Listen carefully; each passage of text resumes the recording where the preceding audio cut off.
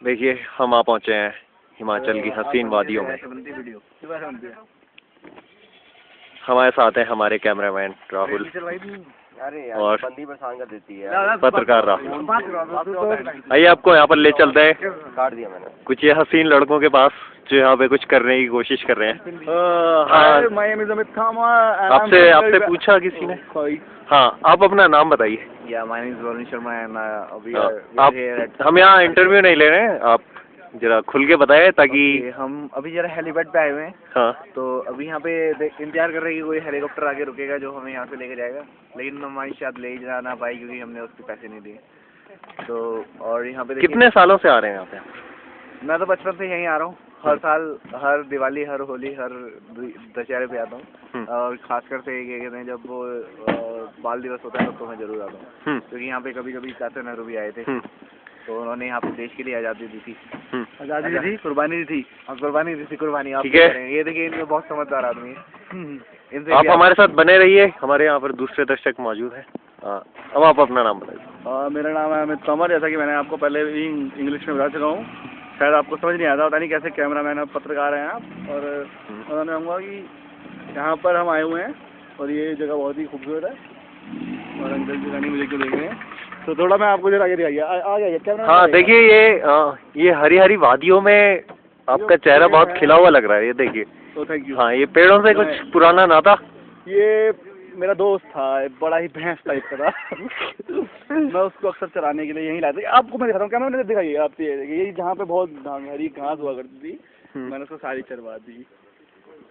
बेहतरीन। और ये पेड़ों के बारे में क्या ख्याल? काफी हरे हैं यहाँ के, देखिए चमकीली पत्ती। तो ये आप बताइए, यहाँ पे आप जब पेड़ों पे दौड़ लगाते थे, आपकी स्पीड क्या रहती होगी? जितनी भैंस दौड़ पाती थी, मैं थोड़ा उससे कम ही दौड़ पाता था। वो काफी आगे निकल जाती थी, सारी घास चढ़ जाती थी। वो जो कि जहाँ पे घास चढ़ना प्रोहिबिटेड था, वो वहाँ पे भी चढ़ लेती थी।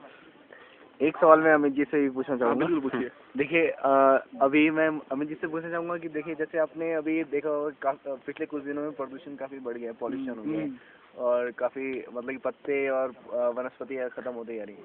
तो उस हिसाब से आपके रहन सहन में क्या फ़र्क पड़ा है? यहाँ पर जो पेड़ हैं ये कम हो गए हैं, तो ये मेरे रहन सहन में तो बस यही फ़र्क पड़ा है कि मेरा जो दूध था, जो मैं दूध पीता हूँ, वो काफ़ी कम हो गया है। पहले मेरी भैंस को मैं 1 किलो चारा, मतलब हरी घास खिलाता था, वो 12 लीटर दूध देती थी। अब मैं उसे 12 किलो घास खिलाता हूँ, वो 1 लीटर दूध देती है। मुझे काफ़ी मेरे रहन सहन पर फ़र्क पड़ा है। मैं दूध पीता भी था, बचाता भी था, बेचता भी था, तो उससे मेरी जो दैनिक रोज़मर्रा की जो चीज़ें थी, आसानी से मैं खरीद सकता था। अब मुझे काफ़ी तकलीफ होती है। ठीक है, तो परेशान। एक और गेस्ट हमारे साथ जुड़ गए हैं जिनका नाम है राहुल कुमार।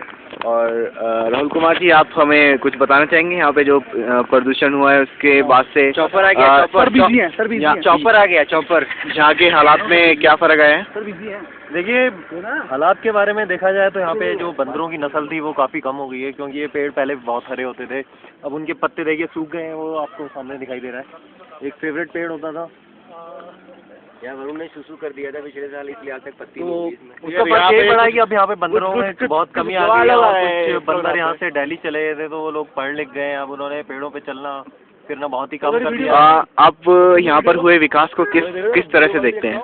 देखिए, विकास का जो मुद्दा है वो तो बाद की बात है, लेकिन हमें सबसे पहले जो देखना है वो यहाँ के जीव जंतु के बारे में सोचना है।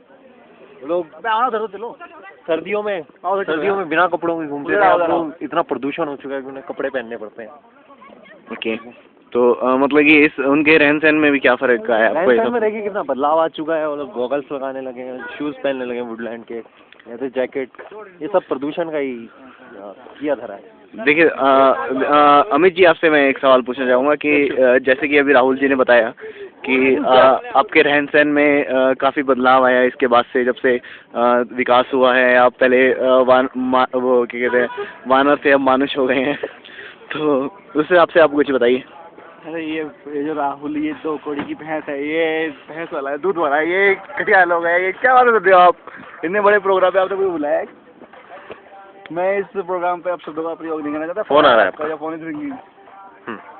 देखिए, चलिए आपको अभी एक नए मुद्दे पे बात कराते हैं मिस्टर कमल किशोर से। ये हमारे नए दर्शक यहाँ पे जुड़ गए हैं, ये कानपुर से आए हैं और इनको आते ही यहाँ पे काफ़ी हवा लग गई है। हाँ तो कमल जी, कैसा महसूस हो रहा है आपको पहली बार घर से बाहर निकल के?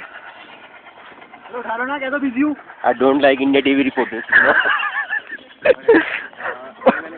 ये देखिए, ये एक वर्ड याद करके आए थे, उन्होंने बोल दिया पूरा सेंटेंस। ये याद पे फोटो। ये देखिए, ये पहाड़ी भैंस।